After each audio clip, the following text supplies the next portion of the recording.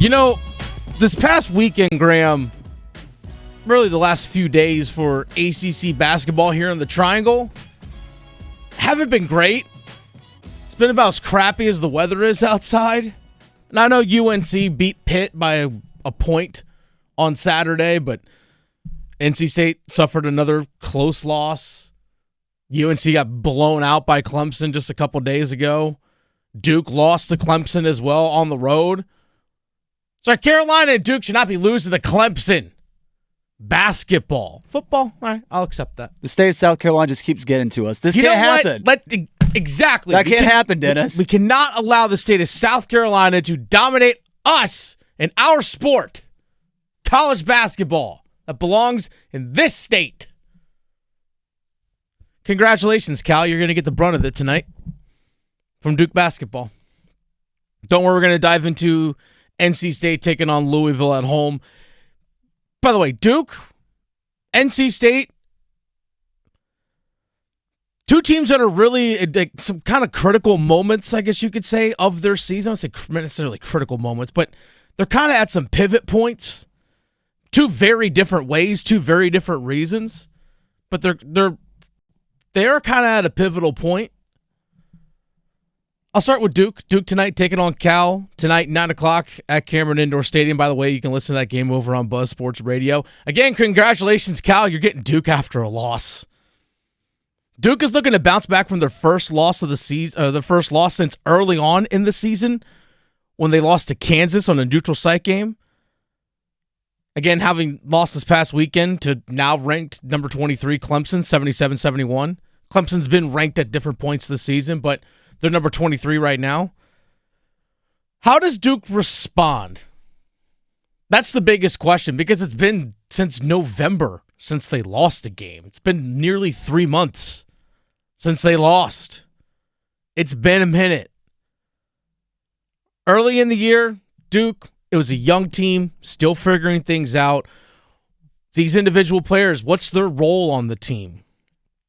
What are their strengths individually? What are the strengths of their teammates? What can they do well as a team?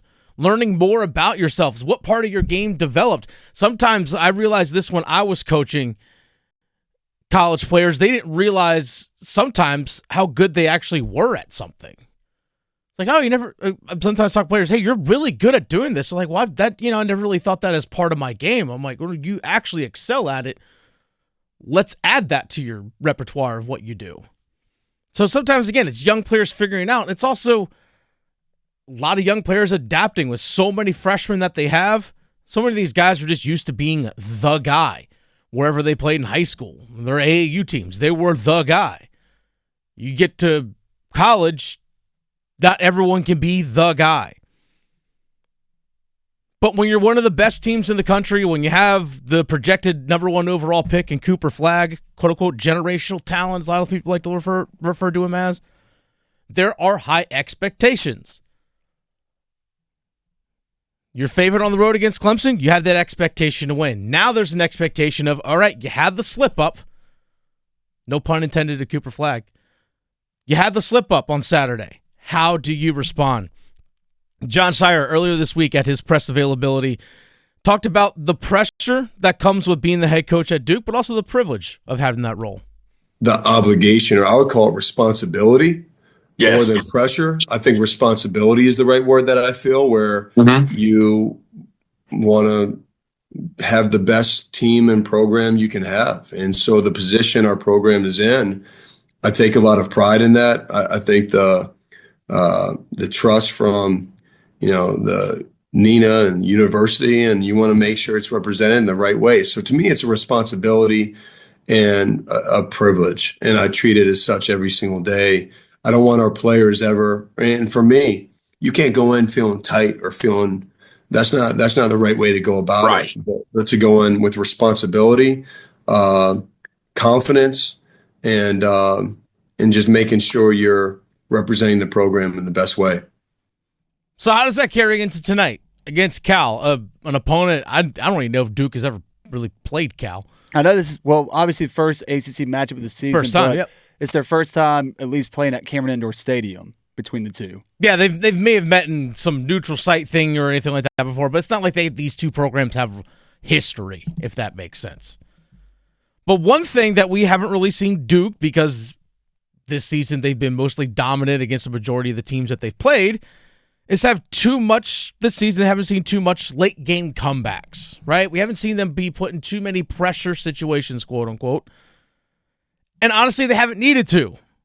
But after losing on Saturday to Clemson, where Cooper Flagg had the ball down 73-71 with under a minute to go, driving to the basket, slipping on a wet spot on the floor, some people still like to bring up the question of, can Duke handle late game situations, including Dallin Cuff. He's part of ESPN, ACC Network. He's a college basketball analyst for the Four Letter Network. Talking about Cooper Flagg and Duke, well, he says they haven't handled adversity well this season.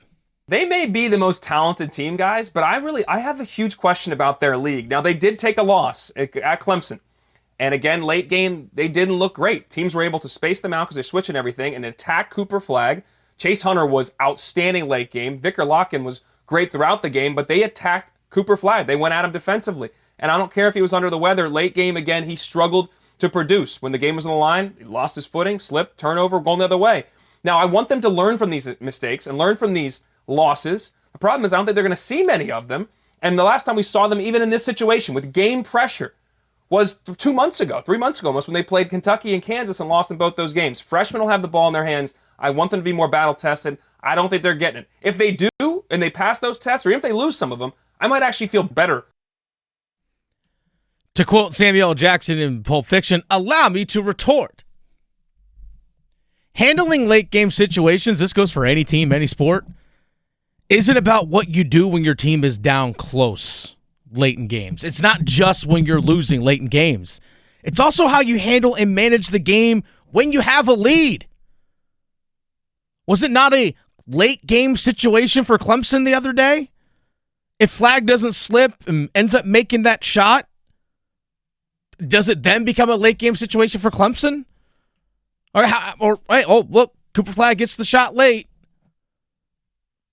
Go back to when they played against Auburn. Duke was only up by 2, 70-68, with just over 5 minutes to play.